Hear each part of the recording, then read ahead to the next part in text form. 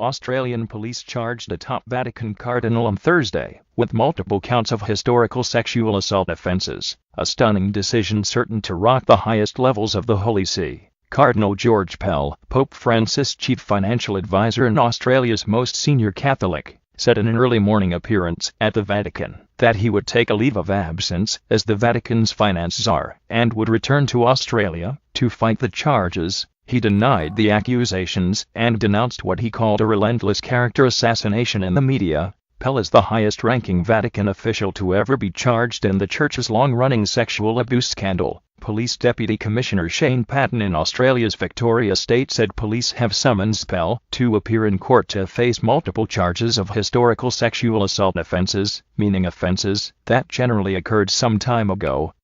Patton said there are multiple complainants against Pell, but gave no other details on the allegations against the cardinal.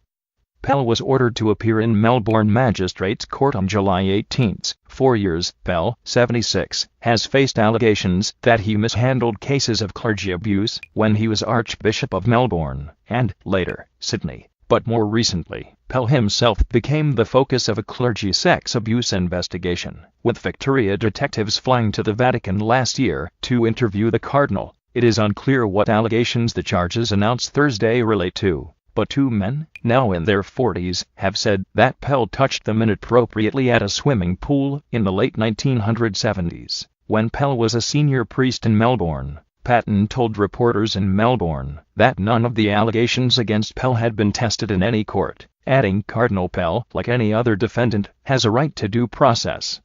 Specific details about the multiple complaints brought against Pell were not detailed by Victoria State Police Deputy Commissioner Shane Patton. The charges were today served on Cardinal Pell's legal representatives in Melbourne, and they have been lodged also at the Melbourne Magistrates Court. Cardinal Pell is facing multiple charges in respect of historic sexual offences, Patton said, according to news.com.au. The charges are a new and serious blow to Pope Francis, who has already suffered several credibility setbacks in his promised zero-tolerance policy about sex abuse. The charges will also further complicate Francis' financial reform efforts at the Vatican, which were already strained by Pell's repeated clashes with the Italian-dominated bureaucracy.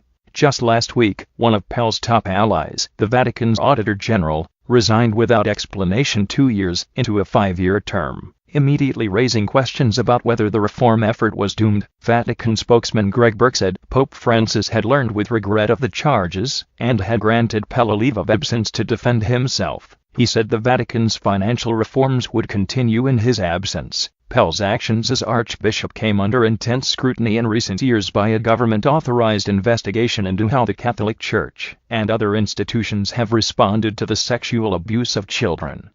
Australia's Royal Commission into Institutional Responses to Child Sexual Abuse, the nation's highest form of inquiry, has found shocking levels of abuse in Australia's Catholic Church, revealing earlier this year that 7% of Catholic priests were accused of sexually abusing children over the past several decades. Last year, Pell acknowledged during his testimony to the Commission that the Catholic Church had made enormous mistakes in allowing thousands of children to be raped and molested by priests over centuries. He conceded that he, too, had erred by often believing the priests over victims who alleged abuse, and he vowed to help end a rash of suicides that has plagued church abuse victims in his Australian hometown of Ballarat. Australia has no extradition treaty with the Vatican, but in a statement from the Sydney Archdiocese, Pell said he would return to Australia as soon as possible, following advice and approval by his doctors. Last year, Pell declined to return to Australia to testify for the third time before the Royal Commission, saying he was too ill to fly. He instead testified via video conference from Rome.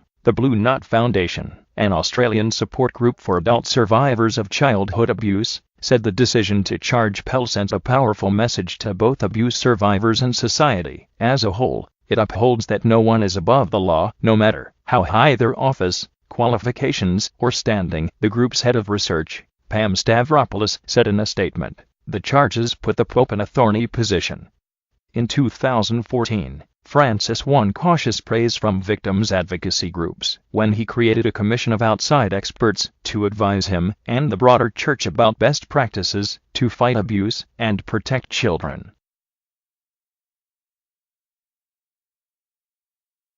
but the commission has since lost much of its credibility after its 2 members, who were survivors of abuse, left. Francis also scrapped the commission's signature proposal at Tribunal Section to hear cases of bishops who covered up for abuse after Vatican officials objected. In addition, Francis drew heated criticism for his 2015 appointment of a Chilean bishop accused by victims of helping cover up for Chile's most notorious pedophile. The Pope was later caught on videotape labeling the parishioners who opposed the nomination of being leftists and stupid.